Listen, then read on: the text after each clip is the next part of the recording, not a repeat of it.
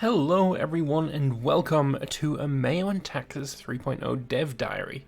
Now, the last one we had of these was in June, and I was told specifically that they weren't going to be doing any more until they really knew what they wanted to share with us. Some of the things that I said in my previous dev diaries has been completely changed and reworked into a different system. And that's why they stopped doing the dev diaries, because they were changing things that had already been shown in the dev diaries, so it'd be a bit, if that happened again, that wouldn't be good. But hey, we've got a dev diary now, and yeah, it was posted on New Year's Eve. Thanks, Gigo. But anyway, let's go through it, and if you hear any fireworks in the background, that's because it's New Year's Eve. And I can't stop people from exploding some gunpowder in celebrations, can I? Anyway, let's get into it. So, I'm cutting it a bit short. I know some places are already in 2020, but he still has 6 hours to go. Yeah, I've a bit less than that, actually. Without further ado, this is the last dev diary of 2019. He'll present some of the work he's done for the map for 3.0. A couple of things still need to be fleshed out, but we're getting there for the regions of the map he's presently showcasing. So, the first area is Europe, the largest rework, done so in no small part by Alderon. This is the re-projection. Following our latest projection change, the shape of the provinces was off target. Okay, so this is the way it was, or I guess is, in 2.5.2. And the easier way would probably be like this. Open link in new tab. There we go. That didn't help at all. Alright, whatever. So we've got this is the older map. It does look a bit weird with France. I don't know if it is weird, but it does look a little bit wobbly. And then we've got the new map. I guess it looks pretty much the same to me, roughly. I can't really tell, honestly. France maybe looks a little bit different. Maybe Aragon as well looks a bit different. But yeah, I mean, it's, having the projection be good is always a good thing. But yeah, it looks fairly similar to me, to be honest. With this done, we could make some small changes. The main and most anticipated one was the simplification of Saxony-Thuringia, removing some of the tiny provinces to be recycled elsewhere. Our goal, nearly achieved, was province count neutrality in Europe and avoiding too large addition outside of Europe. This allowed us to split a couple of large German provinces like Magdeburg, Würzburg and Pfalz. But I think I can see there... Have they changed? No. Troyes is still in 20 different pieces. That's the green one. That's this one here. Troyes is still the worst province in meiou&taxes, and I guess that's not going to be changing. So we had some extra slots to fill with Saxony rework, and the re-projection gave us some fairly big provinces. We split down Argonne and Auvergne. Let's have a look over here. This is the old map. Yeah, Auvergne is pretty huge there. And now in the new version, yeah, it seems to be split in half. Very nice. That's good. More province count is always good. I suppose, yeah, I generally look at Imperator nowadays to see, like, what kind of province density is something that I really want. It's not really feasible, though. With the reprojection, the mountain ranges were cleaned up a bit, and the large Piedmont province was split to add Caneo. Yeah, I remember Piedmont being very, very large, so that's good. The mountain passes, I don't know if it's changed or not. I can't remember, but now it looks like the only way you can get into Italy is through Nisa and through Gretchen or Groshen, the blue one north of Milan. Unless they've got the bloody annoying straits again. I don't quite like that, to be honest. It made it very much more difficult to find out where things were going when they made that change. So hopefully that's not the case, and those are actually just a lot more limited. I'd prefer that, to be honest. But I guess we'll find out when we get to play with it. So what else have we got? Likewise, a reprojection of the southern Balkans and Greece allowed us to carve out a couple of provinces like Rhodope in southern Bulgaria.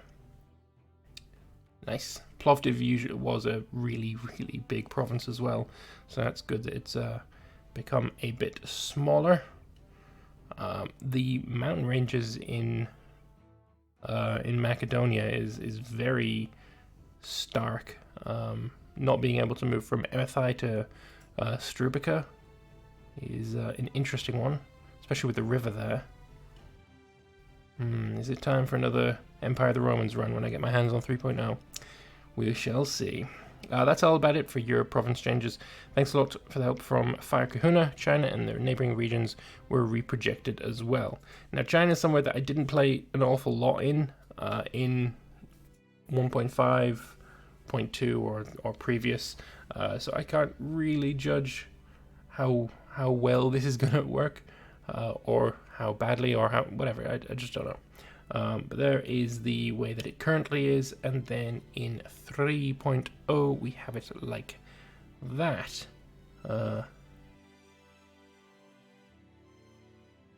I don't see any difference either, but it's, you know what, if you can, then you can. So we've got, following some feedback from the Cartographer's office, Tibet and its surroundings were corrected. So this is what Tibet now looks like. Nice. It's painful fighting in that region, but I guess that is very historically accurate, so we'll let them off. China's also gained a couple of provinces. Looking closely, you'll see that the Grand Canal is now physically represented in the map as a river. Actually don't know what the Grand Canal is, but I assume it's one of the big rivers in China. Possibly, I don't know. And then we have this one as well. That's a big river in the south as well. So yeah, I mean, it's looking, I think actually the river the river that's going down here, I think it's looking like it's impassable terrain. That's definitely looking like the case, to be honest. Let me click it, zoom in a bit. Yeah, that's definitely impassable terrain. So that's really nice. I do like some impassable terrain when it comes to rivers. And it looks like there's a straight crossing right there, possibly another straight there, and another straight there. So I do like that. That's pretty damn cool. It looks like this one is just a normal river.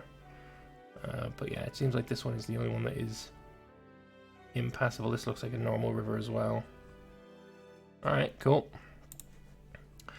Korea has been more or less totally reworked. Like before, it's based on 8 traditional provinces. For further splits, I used 3 factors: the short-lived 1895 split, the 1896 13 province split, and the terrain and historical population density. We agree that 1895 and 1896 are after the mod's time frame, but it allows us to avoid too much randomness. So we've got this now. Yeah, I mean, you got the mountains here blocking access. I love this. Having more mountains blocking routes is always something I like in meiou&taxes, and something I really like in Imperator as well now. So good stuff. Last but not least, for this dev diary is a facelift for Eastern Persia, including the fixing of Zahedan and Zaranj. The wastelands were reworked based on the population density data. This includes the addition of the Registan Desert. Oh, we've got that there. I do like that Hormuz, the island there, is in its correct place instead of right in the middle of the strait, like it is in vanilla. And then we've got Eastern Persia now. Looks fairly similar. The desert has definitely moved location, and then Dashti Kavir is less coloured in, let's say. I like it. Good stuff.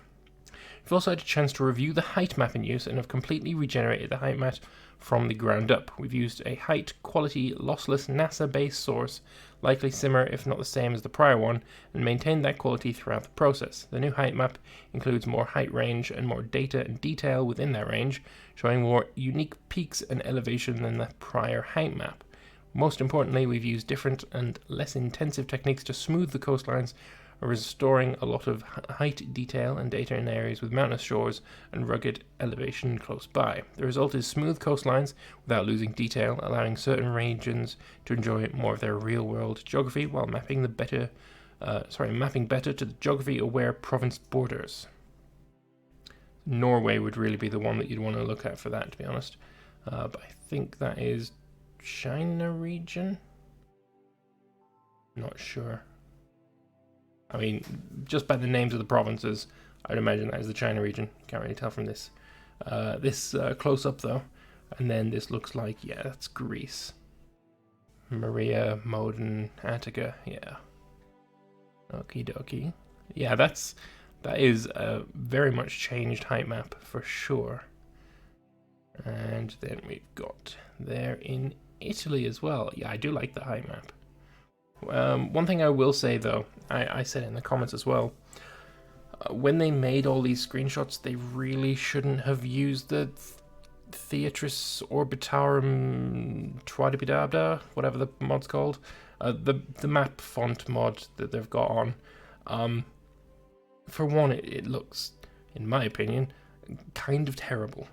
It takes away from what I think is an absolutely beautiful looking mod in meiou&taxes. I think, yeah, I mean, that doesn't look good. He should have just used the regular terrain map mode without the mod on at all. So yeah, a little bit sad that he didn't do that. Hopefully he'll send me some pictures of the mod, all of this kind of thing without the mod enabled. See, I did ask for it. He hasn't replied yet. Fair enough. Alright, well, that is it. That is the last dev diary of 2019. The last dev diary of the decade, because yes, I don't care if we didn't have a year zero. The decade ends when 2019 ends. Come at me. But yeah, that's your dev diary. Looking forward to seeing how this plays, especially in Italy. I do like playing in Italy with meiou&taxes, so we shall see. Hopefully we get our hands on it soon. I've been waiting an awfully long time to play meiou&taxes 3.0, and maybe this dev diary is a sign that it is close to being ready for public consumption.